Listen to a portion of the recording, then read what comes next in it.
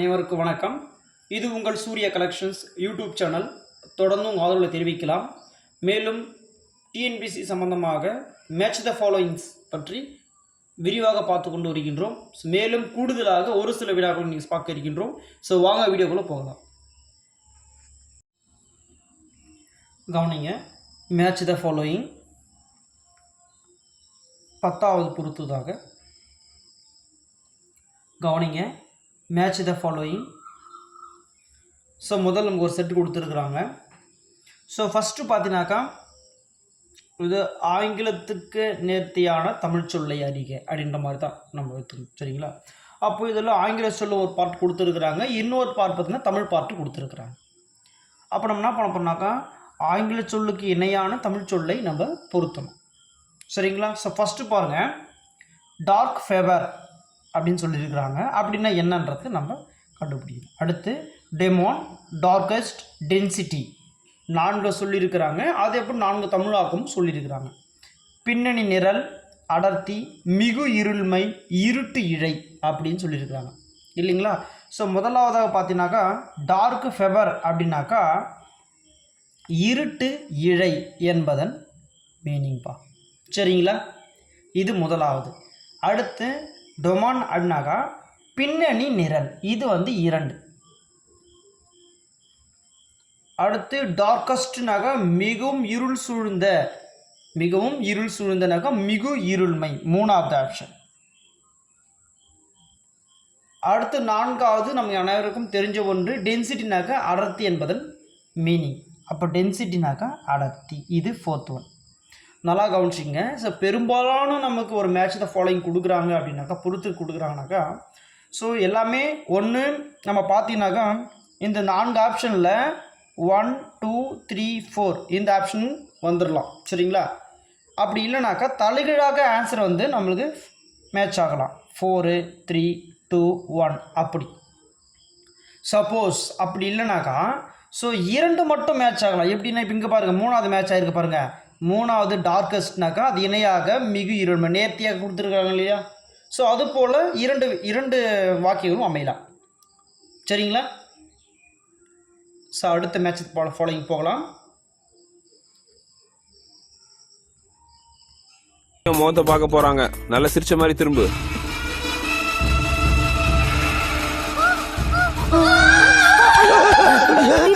ஏன் தெரியுமா திவ்யா? என்னது? அடுத்ததாக 11வது மேட்ச் த ஃபாலோயிங். ஸோ இது பேஸ் பண்ணி எதை பேஸ் பண்ணி கொடுத்துருக்காங்க பாருங்கள். அஞ்சலக மாவட்டம் தலைமையிடம், நல்லா கவனிங்க. அஞ்சலக மாவட்டம் தலைமையிடம் பேஸ் பண்ணி கொடுத்துருக்குறாங்க. ஸோ இங்கே பார்த்தீங்கன்னாக்கா மேற்கு மண்டலம், மத்திய மண்டலம், தெற்கு மண்டலம், அதுக்கு இணையாக கோயம்புத்தூர், திருச்சி, மதுரை அப்படின்னு சொல்லியிருக்காங்க. நல்லா கவனிங்க. ஸோ நான் சொன்னேன் இல்லைங்களா, அதாவது ஒரு சில மேட்ச் த ஃபாலோயிங்கில் நேர்த்தியாகவும் ஆன்சர் வரலாம், அல்ல தலைகீழாகவும் வரலாம் அப்படின்னு சொல்கிறீங்களா? இப்போ இந்த செட்டு பார்த்தீங்கன்னாக்கா மேற்கு மண்டலத்தினுடைய தலைமையிடம் எதுனாக்கா கோயம்புத்தூர், இதுதாங்க ஃபஸ்ட்டு. அதுக்கடுத்து மத்திய மண்டலத்தினுடைய தலைமையிடம் திருச்சி. அடுத்து தெற்கு மண்டலத்தினுடைய தலைமையிடம் மதுரை. அப்போ நம்ம கொடுத்துருக்கிற மேட்ச் த ஃபாலோயிங் சரியானது, அப்படி எழுதிக்கலாம், எந்த ஒரு மாற்று கருத்தும் கிடையாது. ஸோ இது ஒரு எக்ஸாம்பிள் செட்டு தான் நான் கொடுத்துருக்குது. இது போலும் அமையலாம். இப்போ போட்டித் தேர்வில் நம்ம செலக்ட் பண்ணும்போது இப்படியும் அமையலாம். ஃபார் எக்ஸாம்பிள் ஏ என்ற ஆப்ஷனில் பார்த்தீங்கன்னாக்கா 1 2 3யும், பி என்ற ஆப்ஷனில் 3 2 1னும் இப்படி அமையலாம். அப்போ நமக்கு முதல்ல கொடுத்துருக்கிறது சரியான ஆன்சர், ஆப்ஷன் ஏ1 நம்ம செலக்ட் பண்ணிக்கலாம். ஸோ அடுத்த செட்டு போகலாம். அடுத்ததாக 12வது பொறுத்துக்கு. ஸோ இதில் பார்த்தீங்கன்னாக்கா பட்டியல்கள், துறைகள் பேஸ் பண்ணி கொடுக்கப்பட்டுள்ளது. பட்டியல்கள், துறைகள் பேஸ் பண்ணி கொடுக்கப்பட்டுள்ளது. என்னென்ன பட்டியல் பார்த்தீங்கன்னாக்கா மத்திய பட்டியல், மாநில பட்டியல், பொது பட்டியல் என்ற 3 பட்டியலாக பிரிக்கப்பட்டுள்ளது. ஸோ ஒவ்வொரு பட்டியலிலும் எத்தனை துறைகள் அமைக்கப்பெற்றுள்ளது அப்படின்றத பேஸ் பண்ணி தான் அமைந்திருக்குது, பார்க்கலாம். ஸோ மத்திய பட்டியல் அப்படின்னு பார்த்தீங்கன்னாக்கா ஏறக்குறைய 100 துறைகள் இடம்பெற்றுள்ளது. ஸோ முதலாவதாக இது சரியானதான் அப்படின்னு நம்ம போட்டுக்கலாம், சரிங்களா. அடுத்தது இரண்டாவது பாருங்கள், மாநில பட்டியல் ஏறக்குறைய 61 துறைகளை உள்ளடக்கியது. இது 2ங்க. அடுத்ததாக பொதுப்பட்டியல் 52, மீதமுள்ளது அதல்ல இல்லைங்களா, அப்போ 52 துறைகளை உள்ளடக்கியது. இது 3. அப்போது பொதுவாக பட்டியல்கள் எப்படி பிரிக்கலானாக்கா 3 இருக்கிறது. என்னன்னாக்கா மத்திய, மாநில, பொது, சரிங்களா. அப்போ மத்திய பட்டியல் எத்தனை துறைகள் உள்ளதுனாக்கா 100 துறைகள் உள்ளடக்கியது. மாநில பட்டியல் பார்த்தீங்கன்னா 61 துறைகள் உள்ளடக்கியது. பொது பட்டியல் பார்த்தீங்கன்னாக்கா 52 துறைகளை உள்ளடக்கியது. இப்போ நம்ம துறைகள் பார்த்தோம் இல்லைங்களா, அதாவது மத்திய, மாநில, பொது துறைகள் பார்த்தோம் இல்லையா. ஸோ இதிலிருந்து ஒரு சில வினாக்களை பற்றி நம்ம பகிர்ந்து இருக்க வேண்டியதாக உள்ளது, அவசியமானதும் கூட. அதாவது இந்திய அரசியலமைப்பு பற்றி ஒரு சில தகவல்கள் மட்டும் நம்ம இந்த விவாதத்தின் மூலம் நம்ம சேர்த்துக்கலாம்.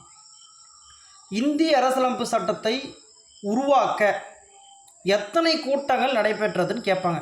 அதாவது சப்போஸ் கேட்கலாம், அதாவது இந்திய அரசியலமைப்பின் சட்டத்தை உருவாக்க எத்தனை முறை, அதாவது எத்தனை கூட்டங்கள் நடைபெற்றதுன்னா ஏறக்குறைய 11 கூட்டங்கள், ஏறக்குறைய 11 கூட்டங்கள் நடைபெற்றது.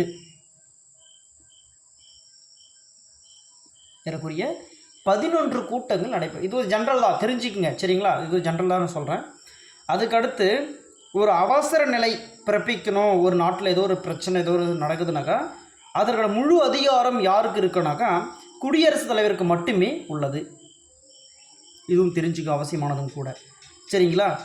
இது வந்து இங்கே என்ன சொன்னோம், சட்டத்தை உருவாக்க, அதை இங்கே எழுதிக்கலாமா, அதாவது இந்திய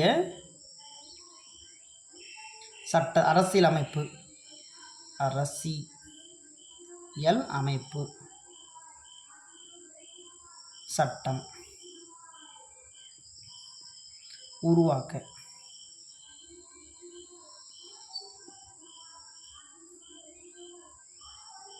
11 கூட்டம் நடைபெற்றது, சரிங்களா.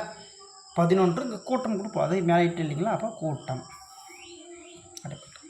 அடுத்து ஒரு அவசர நிலை அப்படின்னாக்கா, அவசர நிலை அப்படின்னாக்கா முழு அதிகாரம் யாருக்குனாக்கா குடியரசுத் தலைவர்.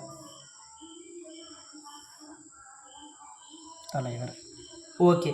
அதுக்கடுத்து நம்முடைய அடிப்படை கடமைகள் இருக்குது இல்லைங்களா, நம்ம அடிப்படைக்கு, அதாவது நம்ம இந்திய நாட்டில் அரசியலமைப்பு முறைப்படி ஃபாலோ பண்ணுற அடிப்படை கடமைகள் எங்கேருந்து எடுக்கப்பட்டது அல்லது எங்கேருந்து பெறப்பட்டது அப்படின்னு ஒரு கேள்வி எழுப்பினாங்கனாக்கா ரஷ்ய அரசியலமைப்பு. அப்போது அடிப்படை கடமை, அடிப்படை கடமைகள் எங்கனாக்கா ரஷ்ய அரசியல் அமைப்பு அங்கிருந்து பெறப்பட்டது. சரி, அதுக்கடுத்து பாருங்கள்,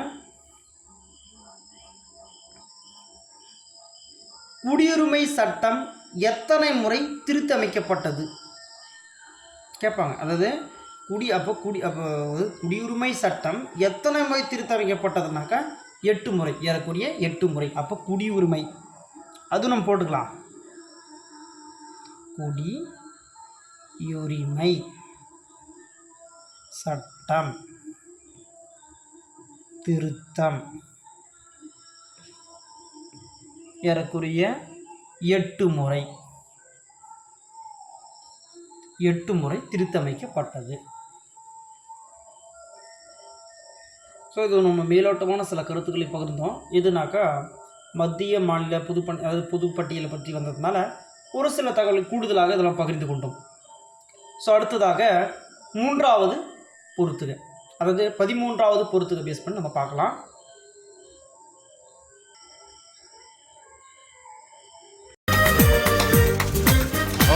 அங்க பாத்தீங்களா சச்சின் அப்படி நிப்பாட்டு நமக்கு எப்பா என்ன சைக்கிள்ல கனவா? அடுத்ததாக 13வது பொறுத்துக. இங்கே பார்த்தினாக்கா மொழிகள் கொடுக்கப்பட்டுள்ளது. முதலாவதாக தமிழ், இரண்டாவது தெலுங்கு, மூன்றாவது மலையாளம், நான்காவது ஒடிசா. இப்போது 4 மொழிகள் கொடுக்கப்பட்டுள்ளது. ஸோ இந்த மொழிகள் நேர்த்தியாக வருடங்கள் கொடுக்கப்பட்டுள்ளது. 2013, 2004, 2008, 2014. ஸோ எதற்காகனாக்கா ஸோ இந்த மொழியானது செம்மொழியாக தகுதி பெற்ற ஆண்டு அப்படின்னு கேட்பாங்க. அப்போ உதாரணத்துக்காக தமிழ் மொழியானது செம்மொழியாக தகுதி பெற்ற வருடம் எது, மலையாள மொழியானது செம்மொழியாக தகுதி பெற்ற வருடம் எது கேட்பாங்க. ஸோ அது போல் கேட்டாங்கனாக்கா நம்ம ஈஸியாக வந்து மெமரிலைஸ் பண்ணிக்கலாம். இப்போது தமிழ் மொழி எப்பொழுது செம்மொழியாக கொண்டு வரப்பட்டது இல்லை அறிவிக்கப்பட்டதுனாக்கா 2004. இது முதல் வருடம். அதுக்கடுத்து தெலுங்கு மொழியானது 2008 தகுதி பெற்றது செம்மொழியாக. அடுத்து மலையாளம் பாருங்கள், மலையாள மொழியானது 2013 தகுதி பெற்றது. அடுத்து இறுதியாக ஒடிசா. ஸோ ஒடிசா பார்த்தீங்கன்னாக்கா 2014 செம்மொழியானது அறிவிக்கப்பட்டது. ஸோ இந்த வீடியோ பார்த்தமைக்கு நன்றி. மீண்டும் நாளை புத்தகத்தில் சந்திக்கலாம். அதுவரை உங்களது விடைபெறுவது த சூர்யா கலெக்ஷன்ஸ். நன்றி மாணவர்களே.